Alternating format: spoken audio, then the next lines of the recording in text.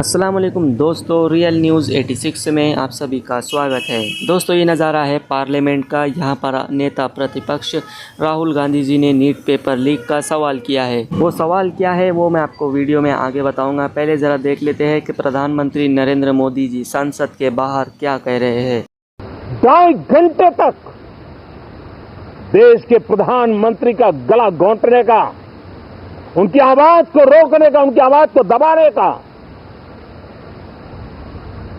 लोकतांत्रिक परंपराओं में कोई स्थान नहीं हो सकता है और इसका कोई पश्चाताप तक नहीं है, दिल में दर्द तक नहीं है।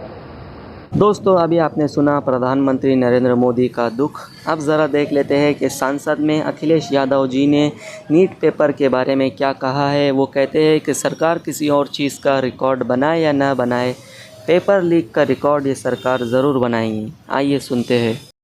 अखिलेश यादव जी, 1 मिनट में सबका जवाब दूंगा आज। चलो बैठो। अध्यक्ष महोदय, मैं आपका धन्यवाद देना चाहता हूं।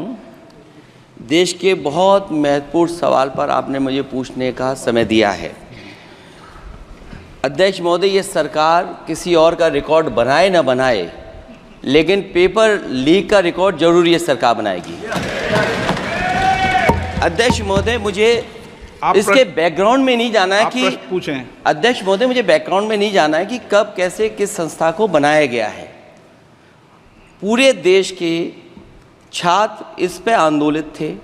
लगातार अखबार और सीबीआई की जांच के बाद चीज़ें सामने आ रही हैं, लोग पकड़े जा रहे हैं, जेल भेजे जा रहे हैं। मैं अध्यक्ष महोदय आपके माध्यम से पूछना चाहता हूँ मंत्री जी से, क्या सेंटर वाइज जिन बच्चों को सबसे ज़्यादा नंबर मिले हैं, क्या उसकी सूची जारी करेंगे?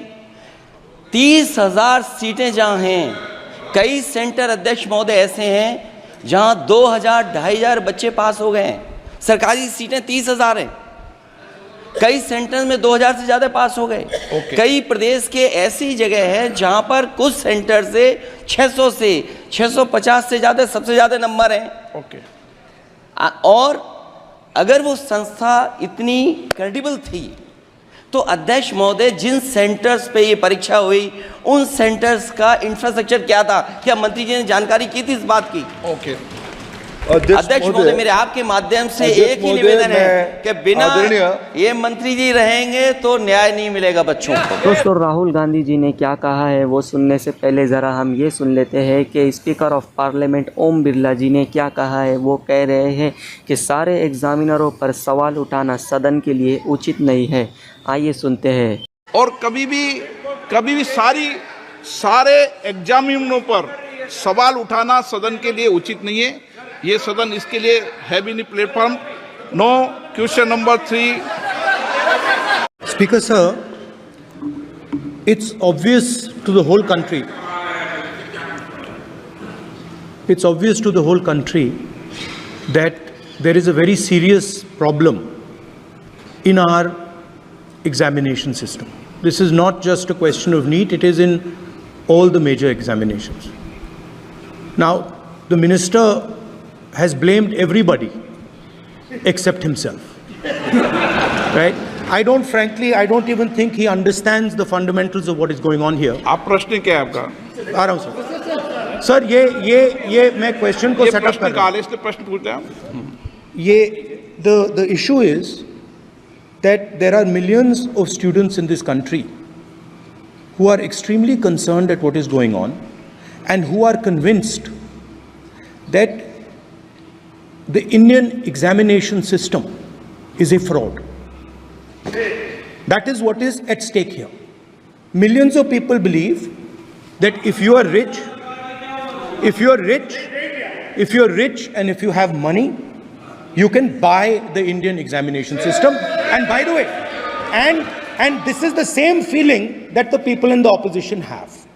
And that is why we are asking some very simple questions to Honorable Minister.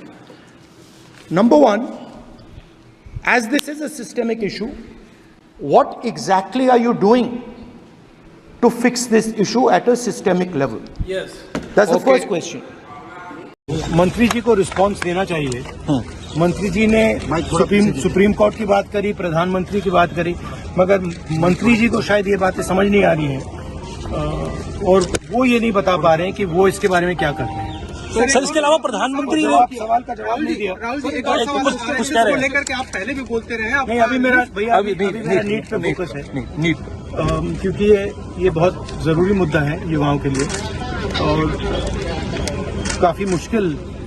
उनको काफी मुश्किल हो रही है। हमने कहा था कि इस पे डिस्कशन होना चाहिए और सरकार इंटरेस्टेड नहीं है, मगर हम इस मुद्दे को उठाते रहेंगे और सरकार पे दबाव डालते रहेंगे। दोस्तों आज की वीडियो में इतना ही। आप लोगों को इससे मुताबिक क्या राय है कमेंट में लिखकर ज़रूर बताना। चैनल पर नया है तो लाइक कर देना, सब्सक्राइब कर देना।